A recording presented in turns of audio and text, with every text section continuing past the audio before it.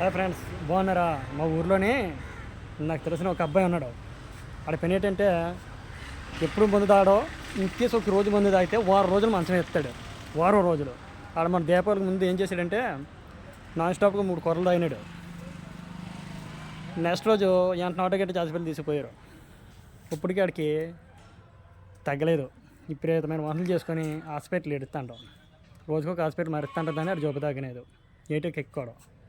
మీరు ఎప్పుడైనా తాగాలనుకుంటే మీకు పెడితేనే తాగండి, లేదనుకోండి ఎందుకు పన్నెండు మందు తాగి సెట్ తెచ్చుకోవడం, హాస్పిటల్ బిల్లు పెట్టుకోవాలి, ఇక్కడ బిల్లు పెట్టుకోవాలా, దోవలు తీరి దూరం అయిపోద్ది. అలాగే మీ ఫ్రెండ్స్ కూడా చెప్పండి, ఎవడో ముందు తాగినట్టు ఉన్నాడు అనుకోండి అని తాగమని చెప్పకండి, ఫోర్స్ చేయకండి. ఎందుకు ముందు పన్నైనప్పుడు తాగి ప్రాణాల మీద తెచ్చుకోవడం అనవసరం కదా. ఉన్న ప్రాణాన్ని గాలి వేసుకోవడం. కాకపోతే ఇప్పటికీ మా అబ్బాయి ఇప్పటికీ తేలలేదు. హాస్పిటల్కి దగ్గర ఇంటి దగ్గర ఉంచుతాంటారు. రోజుకొక 5,000 4,000 బిల్లు ఎగురుతుంది. మీరు కూడా ఇలా ముందు పన్నెండులో ఎప్పుడు తాగుతాను ఒక రోజుకే కదని ట్రైన్ ఎత్తినంత మాత్రం ట్రైన్ ఇవ్వకండి.